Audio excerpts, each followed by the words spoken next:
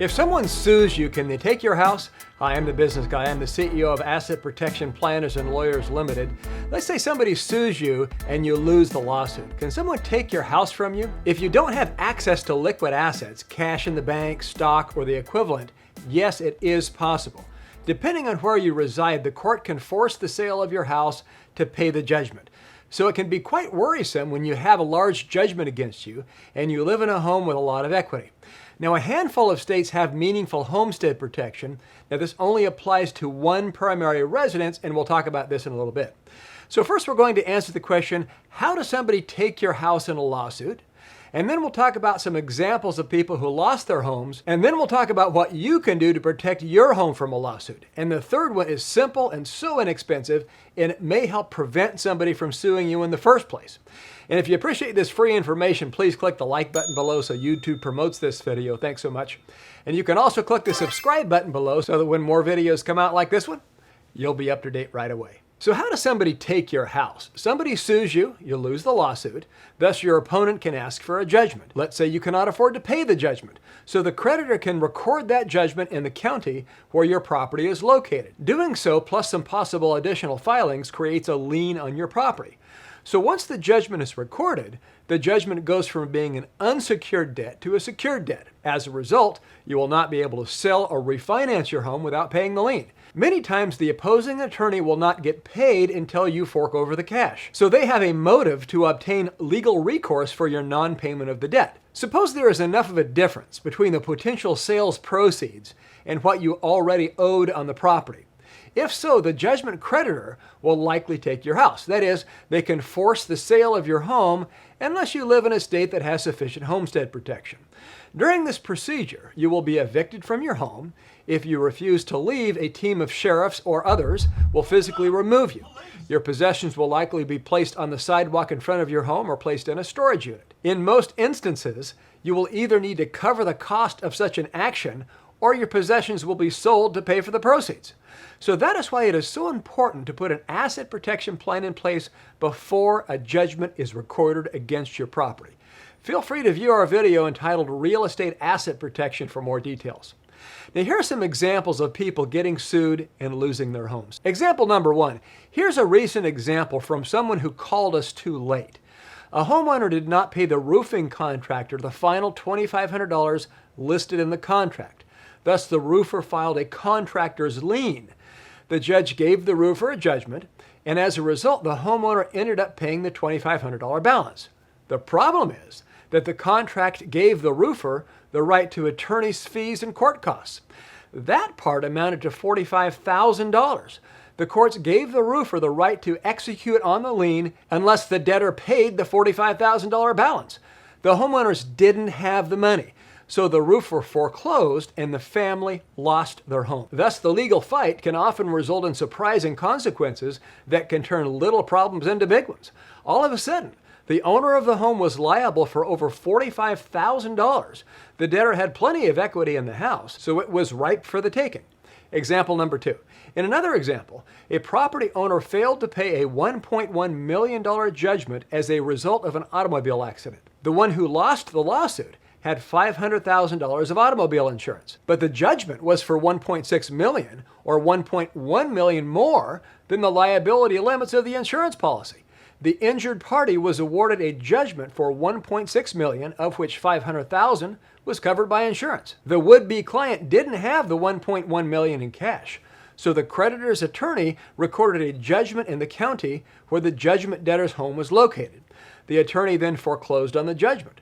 The creditor in turn took possession of the home to pay some or all of the judgment. The moral to the story is that you can lose a lot in a lawsuit. Somebody can take your house, your car, your bank account, and life savings. Should you lose a court battle, the opposing attorney can force you to divulge everything you own. So you'll likely lose money and property unless you protect yourself first. So what's the solution? What can you do so somebody can't take your house? Number one, homestead exemption. If you live in a state that protects a significant amount of equity in your primary residence, you may be able to use this to protect your home. So when you do a Google search for homestead exemptions by state, you will find the amount of protection offered in each state. Some states such as New Jersey and Pennsylvania do not protect any of the equity in a primary residence. Arkansas, D.C., Florida, Iowa, Kansas, Oklahoma, South Dakota, Texas, and Puerto Rico have options for protecting an unlimited amount of equity. Even in those states, there are exceptions, however.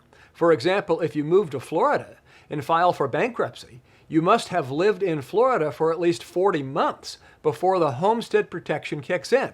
Plus, if you're within the city limits, you cannot have more than 1/2 of an acre, 160 acres if outside of a municipality. Some states protect a paltry sum. 30 of the 50 states protect only $100,000 of equity or less. Kentucky, Tennessee, and Virginia protect only $5,000 of equity as of this video. California allows for a minimum homestead protection of $300,000. They offer a maximum of the median sales price for a single-family home in the prior calendar year in the county in question to a maximum of $600,000. Now, these amounts are adjusted for inflation each year, but San Francisco County has a median home value of $1.65 million as of this video, according to Zillow. So this can leave a significant amount of equity exposed. Some states increase the amounts for married couples. Solution number 2, equity stripping. With the equity stripping strategy, people call us and we record equity lines of credit against each property. We call this strategy equity stripping because it strips the value or equity from the property. The paper lien is initially payable to an LLC inside of an asset protection trust. Then for step number 2, on rare occasions, we have a third-party lender who can purchase the liens. We set up an asset protection trust and the lender places the proceeds into an inaccessible account inside of your asset protection trust. The lender pays you interest on your proceeds and you pay interest on your loan. This is usually a difference of about 1 to 1.5% annually. This way, you can show the courts that the loans are truly payable to a third-party lender and that you receive the proceeds in your trust. As a result, when somebody sues you, they don't want to take your house. This is because this process removes the remaining value. The strongest asset protection trusts are not in the U.S., but in the powerfully strong jurisdictions with laws that favor the debtor. Some of the best examples are the Cook Islands Trust and the Nevis Trust.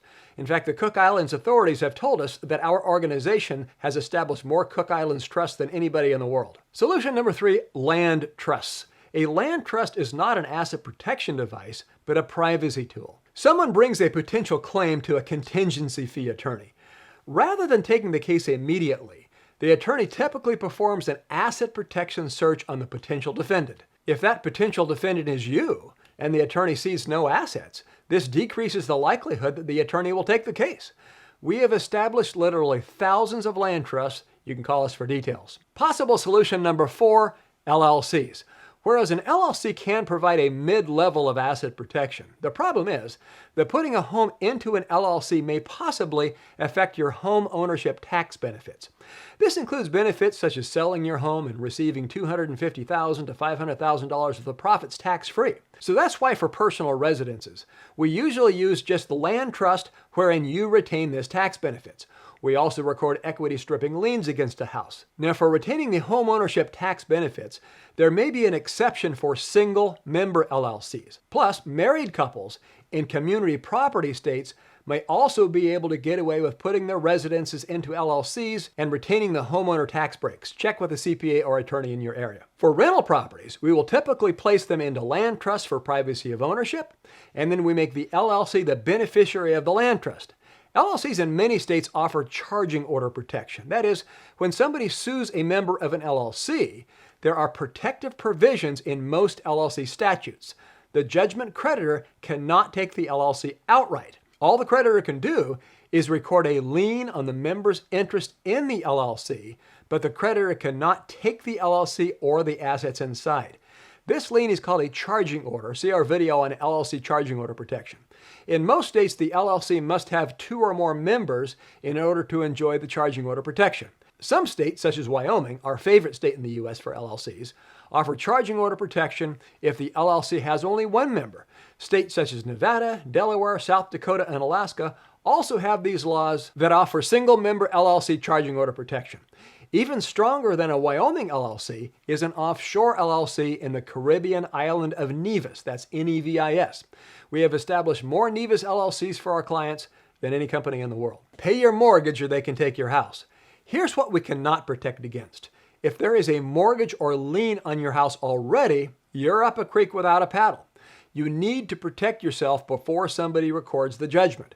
Moreover, you need to pay your mortgage. A mortgage is a secured debt. If you don't pay it, the lender can seize your home as security.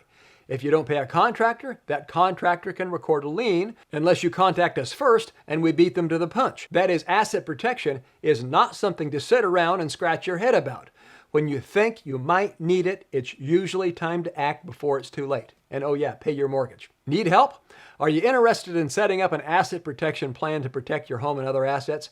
We have attorneys and consultants on staff who may be able to help. Give us a call or fill out a free consultation form on our website at assetprotectionplanners.com. Please like, subscribe, and share this video. See you next time.